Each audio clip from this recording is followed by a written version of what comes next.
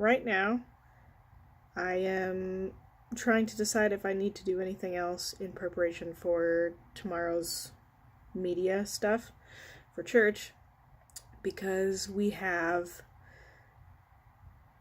a new program, we have a new computer, and fingers crossed we have liftoff with it tomorrow. I'm the first one to use it in an actual church service setting, and so I'm a little bit nervous that we haven't thought of everything yet, because that happens a lot. That's just part of technology and not being quite ready to use it. Sometimes things happen, so we're just gonna go with the flow and it'll be okay, but doesn't mean I'm not a little bit nervous about it. I'm very excited though. I'm pumped. Side note, in relation to that part of my life, that community, I am just blown away by the friendships that I'm starting to build in that group. And I've talked about it before in the sense of belonging and whatever, but there's the part of me that is very much someone who lives with OCD, who is right now freaking the heck out on the inside about how much is too much in terms of relationship and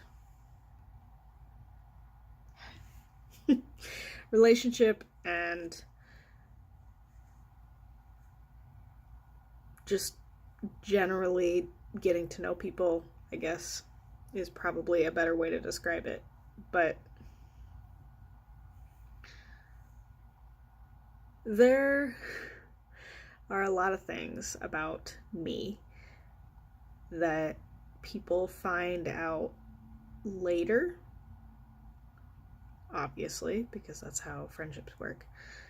But I think unless you've lived with someone who has OCD or spent a lot of time with someone who has OCD in the vein of OCD that I have, that is mostly based on, well, it mostly manifests itself in relationships and not being able to just let go of how strong my emotions are, how much I care about people. It is sometimes difficult for me to not freak myself out thinking that when someone does get to a place where they get to know that part of me, that I'll be too much and that they'll go away. Because we've talked about this in the past. I'll say it again. I have been too much for people sometimes in the past.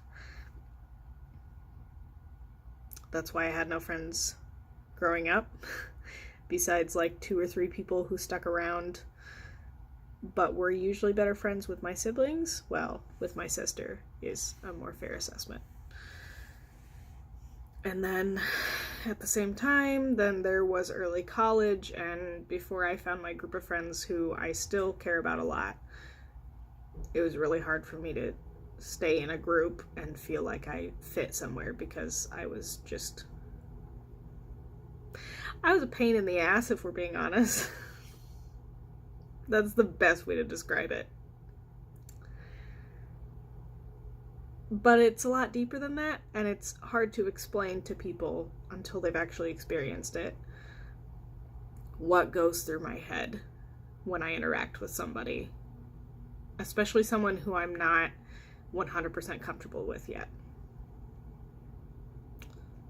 I latch on, and then it's really hard for me to let go. And that's something I work on every day. That's something I'm constantly aware of, and it's kind of exhausting sometimes. If we're being honest, it's always exhausting. It's always on my mind, and so it always wears me down. But friendships are worth it. And I talked to my siblings about this yesterday. I am a person who feels so deeply and loves so deeply that it's almost impossible for me to not give everything that I am to somebody. Even if it's just a friendship with somebody I'm going to see, once a week or a couple times a month. If I like the person enough, it's really hard for me to not hold back.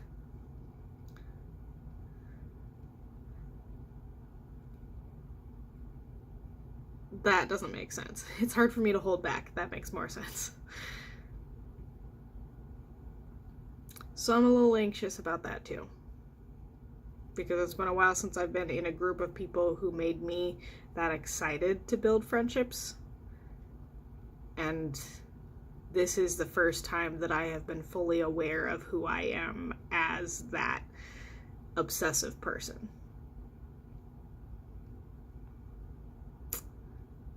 I hope that makes sense.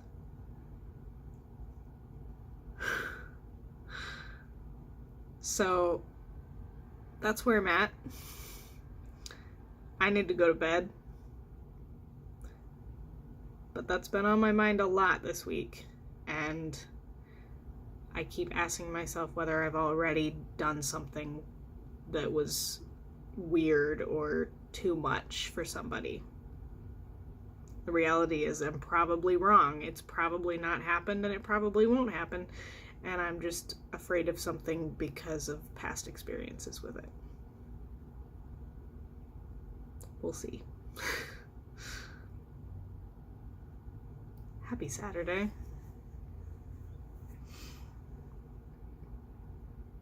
And happy actual spring.